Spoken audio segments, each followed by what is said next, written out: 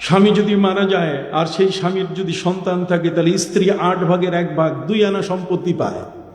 কি বলেন, ঠিক না?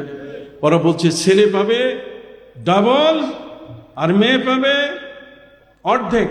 কতক্ষণ না লিজ্জাকারে মিসলু হাজ্জিল উনসায়াইন, তারপর 2 মেয়ে মিলে যা পাবে 1 ছেলে তাই পাবে। কাজে মেয়েদেরকে ঠকানো হয়েছে। আসলে কি ইসলাম মেয়েদেরকে ঠকাইছে? আমি একটা উদাহরণ দিব, এই উদাহরণটা দিয়ে আজকের ওয়াজ শেষ করব। কথা বুঝতে পারছি? একটা ছোট্ট উদাহরণ আপনাদেরকে দিয়ে দেই। একজন লোকের 2টা ছেলে। কয়টা? সবাই কথা বললে সুন্দর হবে। কয়টা ছেলে? 2টা ছেলে, বড় ভাই এবং ছোট ভাই। এক ছেলে বড়, আরেকজন কি?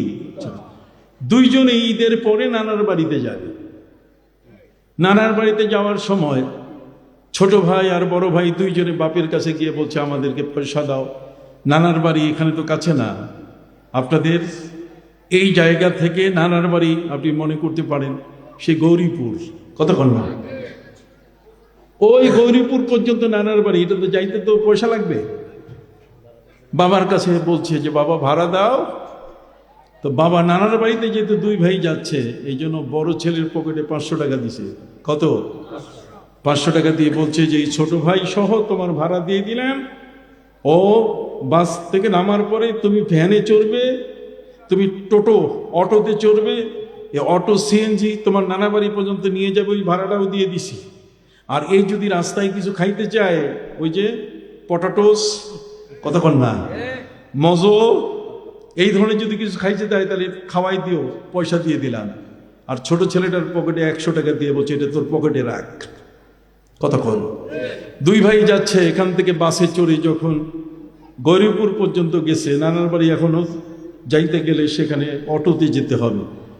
ওখানে যাওয়ার আগে যখন কন্ট্রাক্টর ভাড়া চাইতেছে, ভাড়া দাও, তো বড় ভাই ছোট ভাইকে বলছে যে তোর কাছে 100 টাকা আছে, ওইটা দে। ছোট ভাই বলছে না, এটা আমি দেবো না, তোমাকে তো আমার আব্বা ভাড়ার পয়সা দিয়ে দিয়েছে, তুমি আমার কাছে চাবে কেন? সে দেয় নাই। ফলে 500 টাকার মধ্য থেকে 2 ভাইয়ের বাসের ভাড়া দিয়ে দিল। নামার পরে যখন সিএনজিতে উঠছে, উঠার পরে সেখানে বড় ভাই ছোট ভাইকে বলছে যে তোর কাছে 100 টাকা আছে, এটা দে। ছোট ভাই বলছে না, এটা তো আমি দিব না, আমার সিএনজির ভাড়া তো তোমাকে দিয়ে দিয়েছি। সিএনজি থেকে নামার পরে ওই যে পটাটোস, কতক্ষণ না কিছু টোস মোস কিনে খাবে, জুস খাবে। ছোট ভাই বলছে বড় ভাইকে দিয়ে দাও। বড় ভাই বলছে তোর 100 টাকা দিয়ে নে। কয় না, আমি এটা দিব না, তোমার 500 টাকার মধ্যে কি আছে? আমার জুসের টাকা আছে, আমার পটাটোসের কি আছে? টাকা আছে। সম্মানিত শুধু 2 ভাই গেল, আবার ফিরে আসলো। ওই 500 টাকার মধ্যে বড় ভাইয়ের সব টাকা খরচা হয়ে গেল, কিন্তু ছোট ভাইয়ের 100 টাকার 1 টাকাও খরচা হয় নাই। আপনি কি এই বিষয়টা বুঝছেন?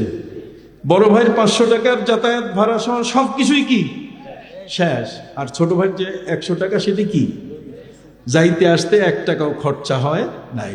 ঠিক অনুরূপভাবে একজন ছেলে একজন মেয়ের মধ্যে যখন বিবাহ হয়, তখন মোহরানা কি মেয়ে দেয় না ছেলে দেয়? তাহলে গেল ছেলের 500 টাকার মধ্যে, কথা কর না, 500 টাকার মধ্যে কিছু অংশ চলে গেল কোথায়? মোহরানায়। 2 জনে স্বামী স্ত্রী সংসার করছে, এখন সংসার করতে যাইয়া বিবাহ করবে, বিবাহের যে খরচাপাতি, নিজের স্ত্রীর যে গহনাপত্র, তার পোশাক পরিচ্ছদ যেগুলো লাগে, সেগুলো কে কিনে দিবে? স্ত্রী কিনবে, স্ত্রীর পক্ষ থেকে না স্বামীর পক্ষ থেকে? স্বামী। তাহলে এখানেও 500 টাকার গেল, কথা বল না। 2 জনে যখন, ছেলে যখন তার মানে বর যখন তার স্ত্রীকে উঠাই নিয়ে গেল, উঠে নেওয়া যাওয়ার পরে বাড়িতে নেওয়ার পরে এখন খাওয়া দাওয়া সব কি স্ত্রী দিবে না ছেলে দিবে? ছেলে পক্ষ দিবে, ছেলে দিবে। তাহলে এখনো 500 টাকা কি শেষ? স্ত্রীর কোনো টাকা খরচা হয়েছে? ওই যে মোহরানার টাকা নিয়েছে 5 লাখ টাকা, এর 1 টাকাও কি খরচা হয়েছে? এরপরে 2 জনে সংসার করতে গিয়ে বাচ্চা জন্ম নিল। বাচ্চা জন্ম নেওয়ার পরে এই যে ডেলিভারি যে খরচাটা, কতক্ষণ না, এই যে বাচ্চা জন্মের যত খরচা আছে, ডাক্তারের বিল, এটা কি স্ত্রী দিবে না স্বামী দিবে? জোরে বলেন, কে দিবে? 500 টাকার মধ্যে শেষ। তার মোহরানার টাকা কি আছে? ঠিক আছে, আমি কি বুঝাইতে পারছি আপনাদের? সম্মানিত সতী, এই বাচ্চার এখন ডায়াপার লাগবে। ডায়াপার মানে যাতে যেখানে সেখানে পেশাব পায়খানা না করে, এটা যেন হাত দিয়ে ধরতে না হয়, এই জন্য ওই যে বাচ্চাদের সুন্দর কাপড়ের তৈরি যেগুলো কিনে পরাইতে হয়, ডায়াপার বলে, এই ডায়াপার তাও কিনে দেয় কে? স্বামী। কতক্ষণ না, হ্যাঁ প্যাম্পাস বলে আর কি, প্যাম্পাস, এই প্যাম্পাস কিনে দেয় কে? বাপে কিনে দেয় না, না মাই কিনে?